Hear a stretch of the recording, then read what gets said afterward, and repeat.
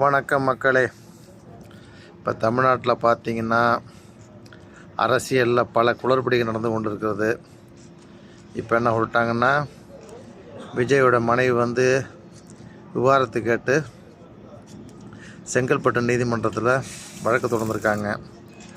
இதில் என்னமோ கலராக போடுறானா, அது உண்மையாக பொய்யான்னு தெரியல.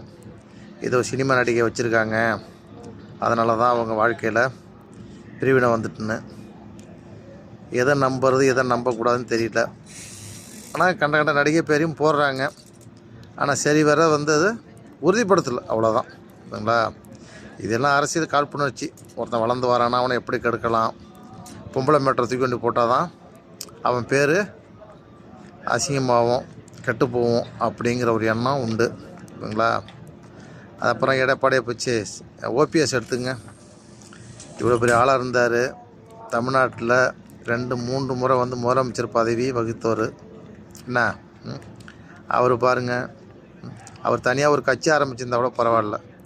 சட்டமன்றத்தில் போய் உட்காந்துக்கிட்டு ஜெயிச்சிருந்தார்னா யாரை பற்றி விமர்சிப்பார்? யாரால் எங்கே முன்னேறினார், எப்படி இருந்தார், அவர் எப்படி இருந்தார் வாழ்க்கையில்? ஒரு தேநீர் கடை, டீ கடை வச்சுருந்தவர் தான் அவர் ஊரில். அவர் இந்த அளவுக்கு பெரிய கோடீஸ்வரன் ஆக்குனது யார்? முதலமைச்சர் ஜெயலலிதா.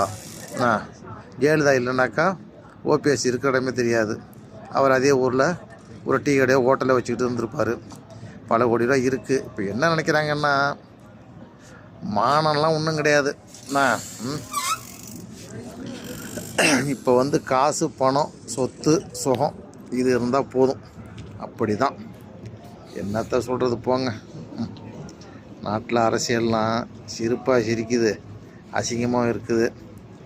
அதுக்கப்புறம் நாட்டில் எங்கே இஸ்ரேல் ஈரான் அடிக்குது, அமெரிக்கா இஸ்ரேல் சேர்ந்து ஈரானை தாக்குது அப்படிங்கிறாங்க. அதில் பல பள்ளிக்கூடத்தெல்லாம் வேறு தகர்த்துருக்கானுங்க. இது ஒரு அழிவு உண்டாக்குறானுங்க. என்ன மக்கள் நிம்மதியாக இருக்குன்னு பார்த்தோம்னா எங்கே பார்த்தாலும் குண்டு மழை பெய்யுதுங்கிறானுங்க. இங்கே வெடிச்சுது, அங்கே வெடிச்சுது, இங்கே போட்டான் குண்டு, அங்கே போட்டான் குண்டுன்னு இது ஒரு பக்கம் போயிட்டுருக்கு. தமிழ்நாடு நிலவரம் அதை விட மோசமாக இருக்குது. என்னத்த சொல்கிறது ஒன்றும் புரியல போங்க. ஏதோ ஒரு பூகம்பம் அப்படியே ரெண்டாக கிழிச்சு எல்லோரும் உள்ளே தள்ளிட்டு போனால் போகலாம் போல. இந்தமாரி தொல்லை நல்லது கெட்டதெல்லாம் நம்ம காதில் கேட்கணுங்கிறது ரொம்ப மனவேதனையாக இருக்குது. நாடு கெட்டு குட்டி சேராக போயிட்டு. தமிழ்நாடு அதை சொல்ல வேணாம். அரசியலில் பார்த்திங்கன்னா அவன் ஒரு கட்சிங்கிறான், அவன் ஒரு ஜாதிங்கிறான், அவன் ஒரு கொடிங்கிறான். அப்படி தான் 10 பேர் தான் ஒரு கட்சி ஆரம்பிச்சு போடுறான். எதுக்கு? அடுத்த கட்சிக்காரன்ட்ட அடை வைக்கிறதுக்கு, பணம் வாங்கலாம் அப்படிங்கிறதுக்கு. அப்படி தான் தமிழ்நாடு நாசமாக